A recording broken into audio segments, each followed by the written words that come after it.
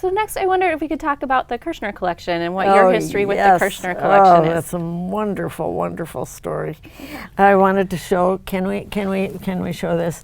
This is the 40th anniversary, wedding anniversary picture of Doris Kirschner and her husband Mel. And they were the most loving couple, and she was just a delight. I got involved with a collection. She started when I was at the taste section.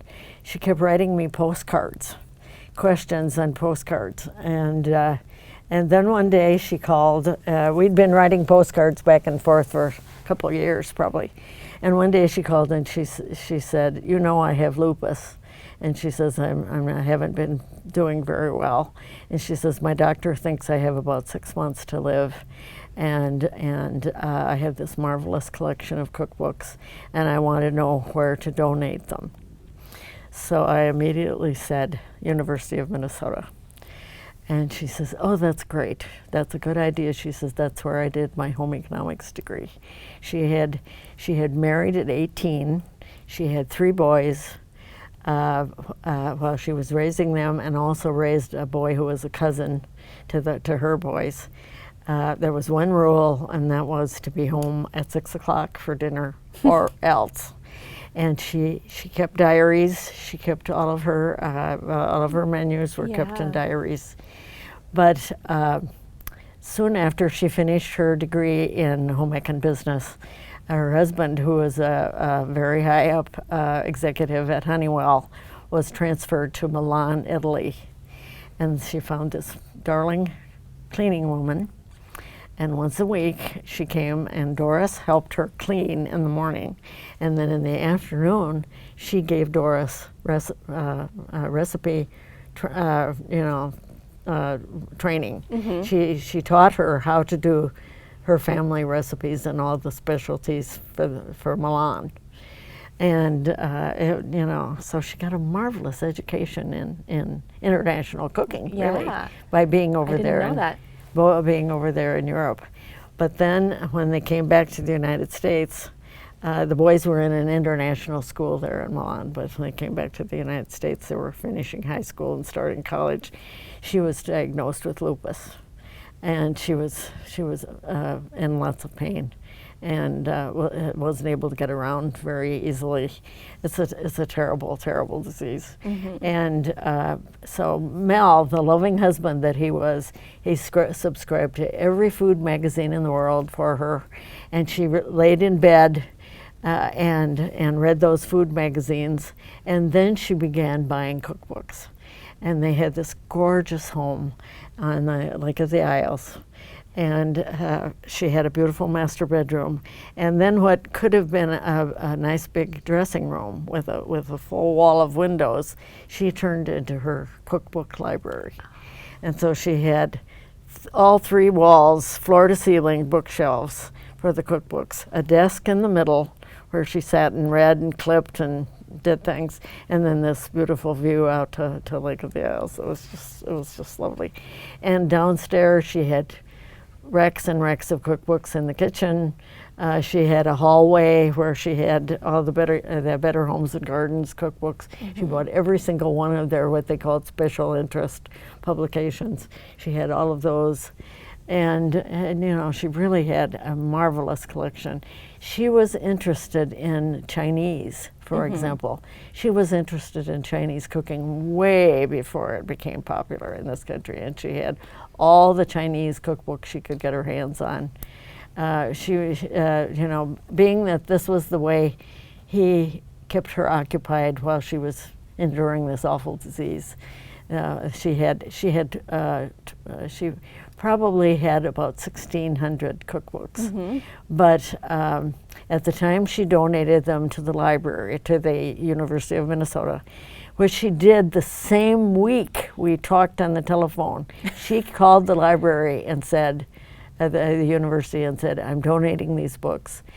And they came out and they signed the papers, because not only did she give the books, but she gave $20,000 mm-hmm. to maintain the collection and to buy bookcases and all the attendant things for it. So then she kept the collection for a period of years until they decided to move to she did not die in 6 months. I have to add that quickly because she rallied. She rallied, and she lived for a number of years longer. And so they decided to move to Las Cruces, New Mexico. And she called and she said, "We've got to catalog these books."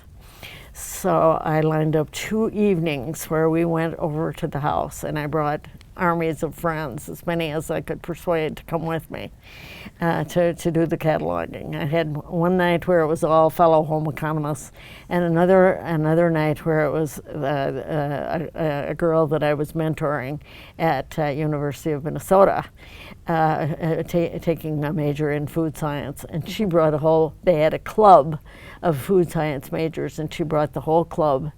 And then we got the books all cataloged and all packed. And then she found it was I think it was somebody's boyfriend. So here they come in a red pickup truck to take all these boxes that we had packed over to the building, you know, where they were. It was in the food science building, right. Until they decided that they should that the university would put them into the McGraw Library building. So now we have this lovely display. You should tell about how many shelves is it now? I don't know how many shelves, but it's at around 6,000 cookbooks now. Yes, it is huge now. It's just huge now. Yeah. Yes, and you had wanted me to talk about why people use a cookbook library. Yeah. So what do you see with from your perspective as what can people learn from all of these old cookbooks? You can get a lot of food history. You can find out when recipes really appeared in a cookbook. Some of them, but you can also find how people entertained. Cookbooks so often, like my hot dish heaven is pretty much home cooking for the family. But in those early years, cookbooks were more often turned to for special occasions. Having a dinner party, having a birthday party, putting on a potluck, putting on an afternoon tea. Those were the kinds of situations that were covered in those cookbooks, and like in the case of Beatrice Ochacankis's books, she did a lot with baking, and so she did a lot of bread recipes, pastries. But of course, she was a Finn, so she did lots of Scandinavian things. But you can find out a lot about reading old cookbooks, and some people just adore reading cookbooks just as a read, to look back at what was popular, what was in style, how people lived, what they did. People love to look in a book for something like birthday cakes, for example. Lots of we had a birthday cake section in the. There was a Betty Crocker book called The Cake and Frosting book. Oh yeah, I know that one. And that one's got a lot of birthday cakes in it, because mom doesn't want to do the same birthday cake for each kid. You want to do different ones according to their interests and so forth. But I was thrilled to be able to be involved with the Kirschner collection, and they've brought these speakers. That has been so terrific. When Jane Brody came, that was a real highlight. And now I know another one is coming up this fall. Yep. Yes. In October. Yes, that'll be good. But yeah. Living in Minnesota is really, really interesting. We have a number of prominent national food companies. We have the University of Minnesota and St. Catherine's that have wonderful food science programs. We have a very active farm to table situation. My dear friend Beth Dooley, she has had a CSA box for years and years. You know, you pay the farmer ahead of time during the summer, then he brings these boxes every week. And, you know, that has really caught on. Yeah. And the farmers markets have really thrived. People are really, you know, gradually moving into much more fresh stuff, much less frozen and canned stuff, particularly canned. Yeah. You know, it's been fascinating to watch it change. But I think it's been wonderful that people are so open to new ideas and new ways of cooking and eating. Yeah. Anything else you'd like to add? I wonder. Yes. Yes, I feel extremely fortunate to have had a chance to work at Betty Crocker Kitchens. I learned a great deal there, and I learned tons and tons when I was at the newspaper, because we were always getting letters from our readers. You know, what about this? You know, I've got, you know, I've got high cholesterol. What can I do? I've got low blood sugar. What should I do? You know, you learn so much by researching those stories. I really enjoy researching and pulling all those things together. And then I've been fortunate to be able to go on freelancing afterwards. I want to show you this book about Africa. After I left the newspaper, I got a call from the people at Capstone Press down in Mankato. It happened that I was living in St. Peter at the time. There we go. And they asked me to do this series of multicultural cookbooks. And this is the Africa one.